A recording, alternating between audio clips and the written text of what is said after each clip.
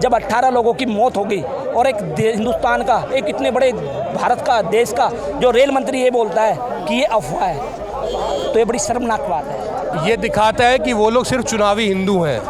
ठीक है, इनका हिंदू आस्थाओं के साथ हमारे धर्म में इनका कोई यकीन नहीं है। ये लोग सिर्फ चुनावी हिंदू हैं। चुनावी मौका देखकर ये लोग उस तरीके से लोग लुभावने वायदे और अपनी बातें करते हैं, लेकिन इनकी हमारे धर्म में इनकी कोई आस्था नहीं है।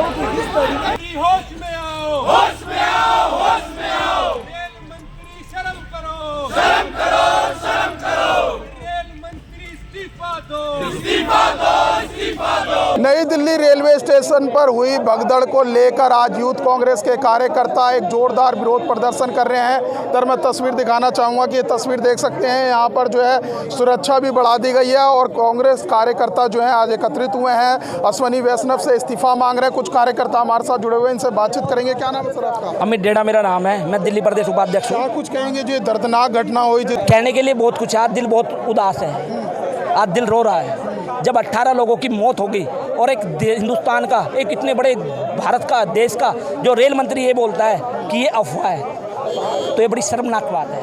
प्रशासन ने बोला था पहले, वहाँ प्रशासन ने बोला है कि ये अफवाह है।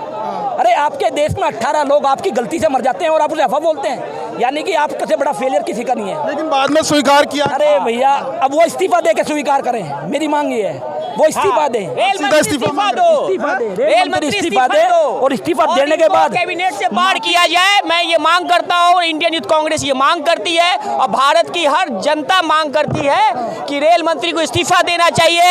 ये नॉन पॉलिटिकल आदमी है अश्वनी वैष्णव, ये पॉलिटिकल आदमी नहीं है। हम ये मांग करते हैं और कांग्रेस पार्टी मांग करती है कि अविलंब इस्तीफा दे। पॉलिटिकल कैसे नहीं हुए? ये नॉन पॉलिटिकल आदमी है अश्वनी वैष्णव जी, हम मांग करते हैं कि ये अपने पद से इस्तीफा दे। धन्यवाद। लेकिन जांच कमेटी तो बना दी गई है। नहीं, अब वो पावर में है, वो कुछ भी बनाए, गवर्नमेंट उनके हाथ में है। लेकिन मेरी मांग है और कांग्रेस पार्टी की मांग है और मैं माननीय मुख्यमंत्री नीतीश कुमार जी से भी ये मांग करता हूं कि अविलंब इस सरकार से वापस ले और सरकार को गिराए। जांच पर भरोसा है या नहीं? जांच पे भरोसा है, वो तो अब डिपार्टमेंटल काम है, जो बड़े बड़े अधिकारी जांच करेंगे और उसमें क्या रिजल्ट आता है ये तो उनका इंटरनल मामला है। गलत अनाउंसमेंट की वजह से जो आरपीएफ की रिपोर्ट आई है उसमें कहा गया गलत अनाउंसमेंट की वजह ये से बड़े बड़े उच्च अधिकारी लोग रेलवे मंत्रालय में बैठे हुए हैं, तनख्वाह पाते हैं, अब उनकी क्या स्किल है, कैसे हुआ, क्या हुआ, ये तो जांच का विषय है। धन्यवाद। क्या चाहते हैं? हम ये चाहते हैं कि माननीय रेल मंत्री अश्वनी वैष्णव अपने पद से इस्तीफा दे, वो नॉन पॉलिटिकल आदमी है। आपका क्या नाम है सर? मेरा नाम अंकित श्रीवास्तव है। कहना चाहेंगे जो दर्दनाक? देखिए, जिस तरीके से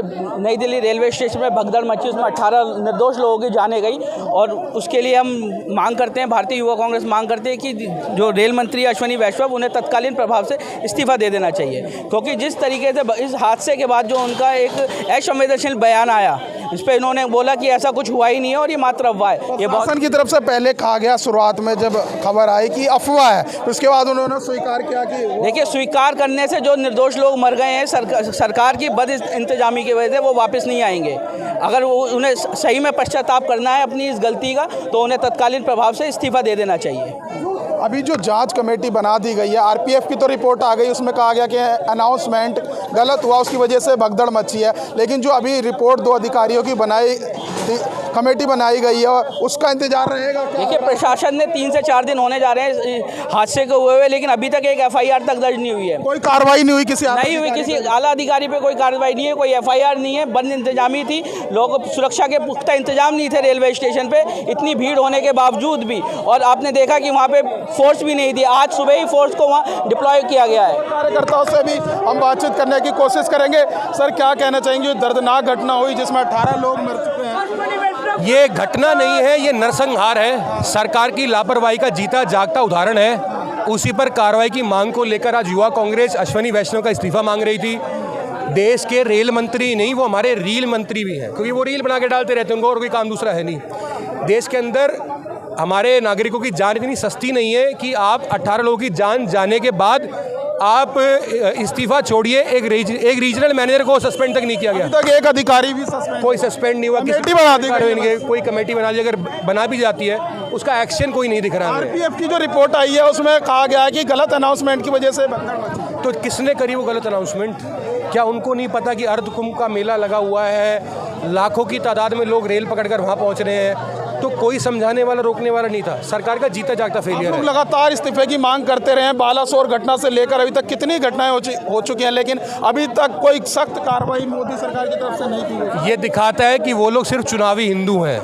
ठीक है, इनका हिंदू आस्थाओं के साथ हमारे धर्म में इनका कोई यकीन नहीं है। ये लोग सिर्फ चुनावी हिंदू हैं। चुनावी मौका देखकर ये लोग उस तरीके से लोक लुभावने वायदे और अपनी बातें करते हैं, लेकिन इनकी हमारे धर्म में इनकी कोई आस्था नहीं है। तो देखिए, यूथ कांग्रेस के कार्यकर्ता जो है आज उन्होंने जोरदार विरोध प्रदर्शन किया है नई दिल्ली रेलवे स्टेशन पर जो भगदड़ हुई थी उसको लेकर, जिसमें 18 लोगों की मौत हो गई। वहीं केंद्र सरकार ने 2 आला अधिकारी के नेतृत्व में एक कमेटी बना दी है। हालांकि आपको बता दें कि आरपीएफ की जो रिपोर्ट आई है पहली, उसमें कहा गया है कि गलत अनाउंसमेंट की वजह से जो है वहाँ पर भगदड़ मची थी, लेकिन इंतजार रहेगा कि जो रिपोर्ट आनी है उसमें क्या कुछ सामने निकल कर आता है। फिलहाल इस वीडियो में बस इतना ही। बाकी खबर देखने के लिए देखते रहे पॉलिटिशियंस इंडिया न्यूज़। धन्यवाद।